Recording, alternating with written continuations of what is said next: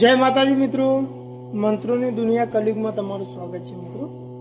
આજે મિત્રો હું તમારા માટે લાવ્યો છું ભૈરવનાથનો સૌથી પાવરફુલ મંત્ર મિત્રો આજે મારા આ વિડીયોની અંદર તમને જે ભૈરવનાથ છે એમનો મંત્ર અને એની સાધના વિધિ હું તમને બતાવવાનો છું મિત્રો। તો મિત્રો હું તમને મંત્ર આપું એ પહેલાં મારી ચેનલને લાઈક અને સબસ્ક્રાઈબ કરી લેજો મિત્રો। આવી તમને અવનવી માહિતી અને મંત્ર વિશેની જાણકારી તમને મળતી રહેશે મિત્રો। તો આજે હું તમારા માટે બટુક ભૈરવ એટલે કે જેને આપણે ક્ષેત્રપાલ તરીકે પણ ઓળખીએ છીએ એનો મંત્ર છે મિત્રો। પણ મેં તમને અગાઉના મારા વિડીયોમાં ભૈરવની ઉત્પત્તિ કઈ રીતના થઈ અને ભૈરવ કયા કયા નામથી ઓળખાય છે એની માહિતી આપેલી છે મિત્રો। જો તમે ના જોયું હોય તો તમે એ પણ માહિતી જોઈ શકો છો। અને હું તમને જણાવું કે મિત્રો તમને ખ્યાલ હશે કે ભૈરવ સિદ્ધિ મંત્ર કે ભૈરવની કોઈ પણ સાધના કરવી હોય, ચાહે ભૈરવ જાગૃત મંત્ર હોય, એની સિદ્ધિ મંત્ર હોય, એને બોલાવવાનો મંત્ર હોય, તો કોઈ પણ ભૈરવ દાદાને લગતો મંત્ર જો તમારે સિદ્ધ કરવો હોય તો સૌથી સારામાં સારો દિવસ એટલે કે સૌથી પવિત્ર દિવસ મિત્રો રવિવારનો દિવસ ગણવામાં આવે છે, જે ભૈરવ દાદાની સાધના માટે સૌથી બેસ્ટ અને શુભ દિવસ કહેવામાં આવતો હોય છે મિત્રો। તો મિત્રો જોઈએ મંત્ર આ પ્રમાણે છે। ઓમ નમો શ્રી બટુક ભૈરવાય જોગેન્દ્રાય આસ્ય પૂર્ણાય ચિંતત પુઈન કુરુ કુરુ કાર્ય કાર્ય સર્વ વિસ્તક માનય મને સ્ત્રી હર હર હાસ્ય હાસ્ય ઓમ હિમ શ્રીમ બટુક ભૈરવાય નમઃ।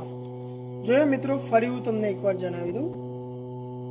ઓમ નમો શ્રી બટુક ભૈરવાય જોગેન્દ્રાય આસ્ય પૂર્ણાય ચિંતત પુઈનો કુરુ કુરુ કાર્ય કાર્ય સર્વ વિસ્તક માનય માનય સ્ત્રી હર હર હાસ્ય હાસ્ય ઓમ હિમ શ્રીમ બટુક ભૈરવાય નમઃ। તો મિત્રો આ ભૈરવ દાદાનો મંત્ર છે એટલે કે આપણા બટુક ભૈરવનો મંત્ર છે। અને સાધના વિધિ મિત્રો આ પ્રમાણે છે, જે મેં તમને અગાઉ જણાવ્યું એ પ્રમાણે આપણે રવિવારના દિવસે આની સાધના કરવાની છે મિત્રો। અને એ દિવસે આપણે એટલે કે રવિવારે આપણે ઉપવાસ રાખવાનો છે મિત્રો।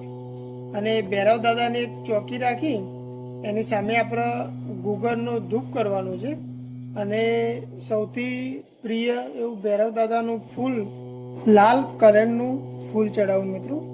અને સ્નાન કરીને સ્વચ્છ થઈ સ્વચ્છ કપડાં પહેરીને આપણે જે ચોકી બનાવી હતી મિત્રો એની વચ્ચે બેસી અને આ મંત્રના 12,000 જપ કરવાના છે મિત્રો। તમે જો આના 12,000 જપ પૂરા કરો છો એના પછી મિત્રો જે ભૈરવ દાદા છે એ તમારી સમક્ષ આવી અને તમને દર્શન આપતા હોય છે। અને આવું બને તો એ સમય મિત્રો આપણે માંસનું બલિદાન એટલે કે જે બકરા હોય ને એના કાનનું બલિદાન આપવું મિત્રો।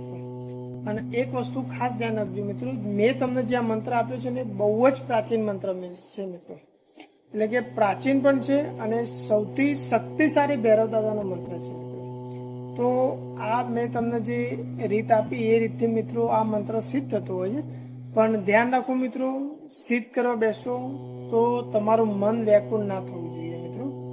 અને આને તમે ભૈરવ દાદાના મંદિર હોય ત્યાં પણ કરી શકો છો, ઘરમાં કોઈ પવિત્ર જગ્યા હોય તો ત્યાં પણ કરી શકો છો, અથવા તો તમે સ્મશાનની અંદર પણ આ મંત્ર તમે સિદ્ધ કરી શકો છો મિત્રો। તો મિત્રો જો મારો વિડીયો તમને પસંદ આવ્યો હોય તો એક લાઈક કરજો મિત્રો, અને મારી ચેનલ ઉપર જો નવા હોય તો સબસ્ક્રાઈબ કરજો મિત્રો। જય માતાજી, જય કાલ ભૈરવ, જય ભૈરવ।